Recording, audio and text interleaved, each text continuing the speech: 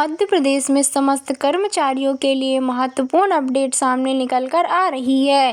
पदोन्नति में आरक्षण, पहले एससी के 16%, एसटी के 20 पद भरेंगे। तो साथियों, आइए आप सभी को इस अपडेट का अध्ययन करवा देते हैं विस्तार से। उससे पहले अभी तक आपने हमारे यूट्यूब चैनल को सब्सक्राइब नहीं किया तो यूट्यूब चैनल को सब्सक्राइब करके बेल आइकन को प्रेस करना ना भूलें, ताकि आप सभी को भी ऐसे ही नए नए अपडेट मिलते रहें। मध्य प्रदेश में पदोन्नति में आरक्षण का नियम अब जल्द लागू होने वाला है। इसके प्रारूप पर मुख्यमंत्री डॉक्टर मोहन यादव के साथ तमाम मंत्रियों ने सहमति दे दी है। प्रदेश में किसी भी पद के लिए जितनी भी रिक्तियां होंगी उसे एससी एसटी क्रमशः 16 से 20% व अनारक्षित में बांटा जाएगा। फिर एससी एसटी के हिस्से वाले पद पहले भरे जाएंगे, फिर अनारक्षित के पद पर एससी एसटी से लेकर सभी दावेदार होंगे। क्लास 1 अधिकारी के लिए मेरिट कम सीनियरिटी आधार होगी, जबकि क्लास 2 से लेकर नीचे के पदों के लिए सीनियरिटी कम मेरिट के हिसाब से दावेदारों की लिस्ट बनेगी। दावा है कि इससे आरक्षित और अनारक्षित दोनों वर्ग संतुष्ट होंगे।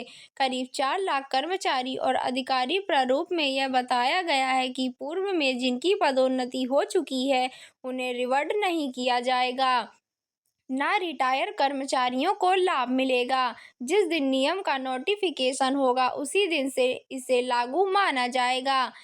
9 साल बाद पदोन्नति का रास्ता खुल जाएगा। सूत्रों के अनुसार सामान्य प्रशासन विभाग के ऊपर मुख्य सचिव संजय दुबे ने मंगलवार को कैबिनेट बैठक के दौरान सीएम और मंत्रियों के सामने इसका प्रेजेंटेशन दिया था। कैबिनेट में जाने से पहले मुख्यमंत्री 2 बार इसका बारीकी से अध्ययन कर चुके हैं।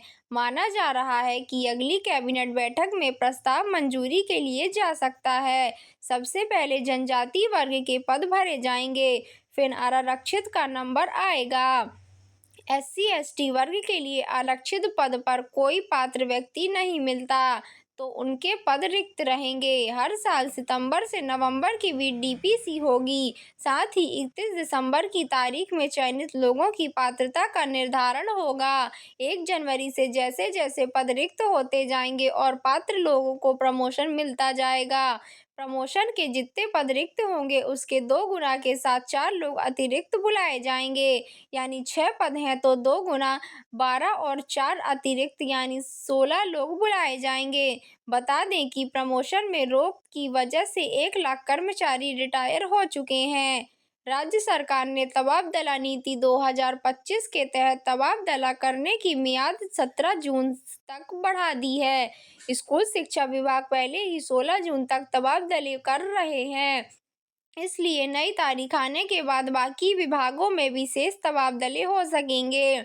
इधर नगरीय प्रशासन मंत्री कैलाश विजयवर्गीय ने कहा कि वे तबादले की तारीख आगे बढ़ाने के विरोध में थे, लेकिन बाकी मंत्रियों की इच्छा थी कि विजयवर्गीय ने बताया कि स्कूल शिक्षा विभाग का तबादला पोर्टल तैयार नहीं हो पाने के कारण यह फैसला लेना पड़ा है।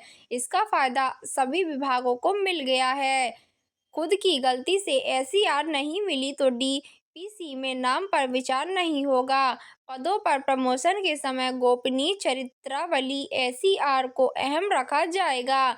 सरकार का मानना है कि उच्च पदों पर क्वालिटी जरूरी है। एसईआर के लिए भी नियम होगा कि पिछले 2 साल की एसईआर में एक आउटस्टैंडिंग होनी चाहिए, या पिछले 7 साल में 4 साल की एसईआर A+ रहे।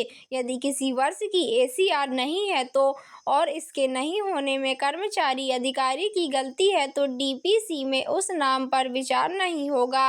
यानी एसईआर नहीं है तो पूर्व में पद खाली छोड़ दिया जाता था, अब ऐसा नहीं होगा। क्लास 1 अधिकारी के लिए मेरिट कम सीनियरिटी बनाते समय एसईआर के अंक देखे जाएंगे, यानी बीते 5 सालों की एसईआर आउटस्टैंडिंग होनी चाहिए। अगर वीडियो पसंद आई हो तो चैनल को लाइक, सब्सक्राइब एंड शेयर जरूर करें। मिलते हैं नई अपडेट के साथ। Thanks for watching.